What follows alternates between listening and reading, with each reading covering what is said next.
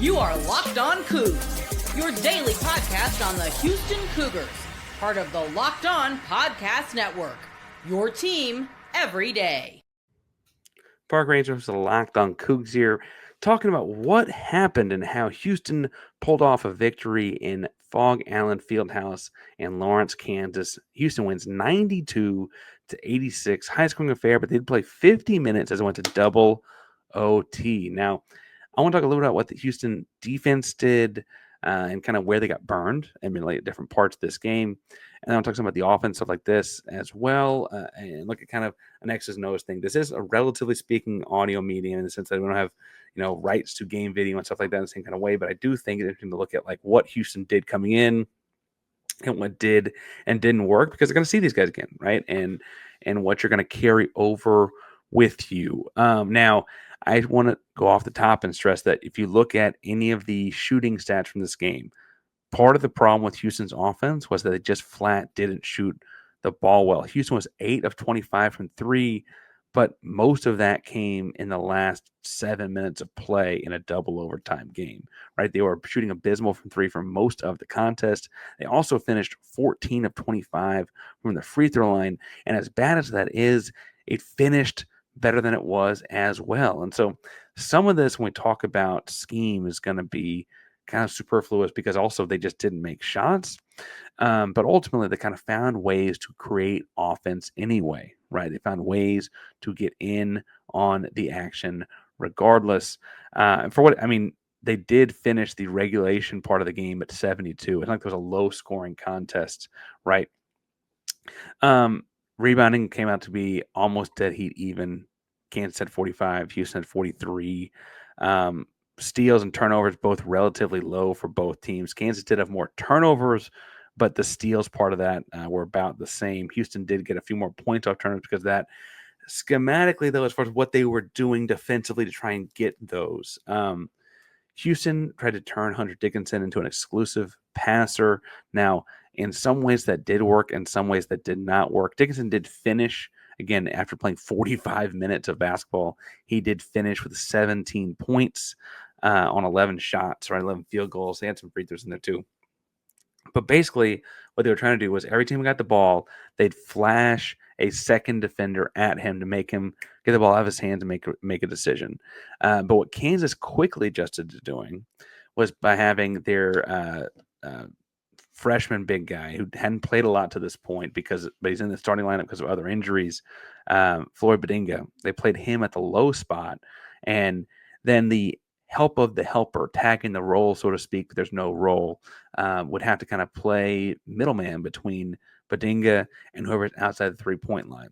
Well, at first, they were just outsizing that big guy with that help man with Badinga and getting some dunks and stuff like that. Houston would adjust and put a little bit longer bodies in that corner. And then you started to see Kansas flipping different guys and taking advantage of the help with shooters. And that's when you could see Rylan Griffin go 5 of 6 from behind the arc in the same kind of spots, right? Where taking advantage of Houston being aggressive and doubling a post player means that they can spit the ball out really well. And part of this is that Hunter Dickinson, while he's a very effective scorer and he beat Houston scoring the ball as a post player last year, he's also a really good passer. Now, I know he only had a couple of assists in this one, but it's not necessarily the assist I'm talking about as much as it's making the basketball play here, right? They got the ball out of his hands and he's quickly able to get the ball into a different offense before Houston could recover. And really, over the course of the game, you saw Houston kind of switch into more of stunting, where they kind of pump a second guy out there and kind of pull him back in coverage. And that did rattle him a little bit. But on the whole, several different moments here, you saw Kansas use that Houston aggression against them. And again, they scored 72 points in regulation, right? This is not like, it was 66 points in regulation. I'm doing math bad because I'm a history teacher and a math teacher, but again, 66 points in regulation. Houston had given up 60 points in a long time. And so Kansas was able to kind of take some advantage of some of those kind of things. And frankly, for what it's worth, Rylan Griffin shot the skin off the ball, played very well. DeJuan Harris, who's not, I think he's like a 30% 3-point shooter, if that. I think he's actually below that. He's more of a defensive point guard. He shot 2 or 3 behind the arc.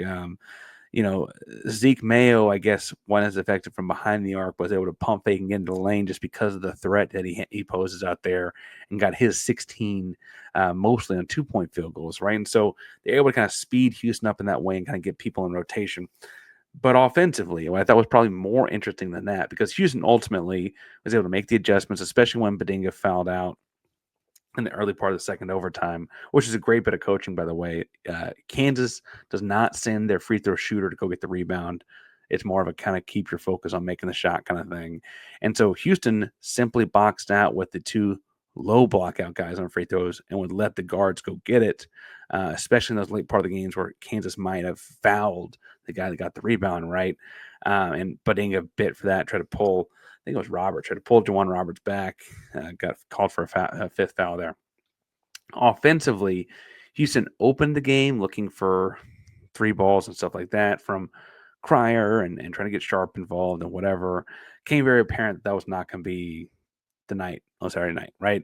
And that's kind of when you saw the Juwan Roberts show. So after the U16 timeout, they come over and talk to Sampson. They come out, and it's a tug of dunk on Roberts' assist.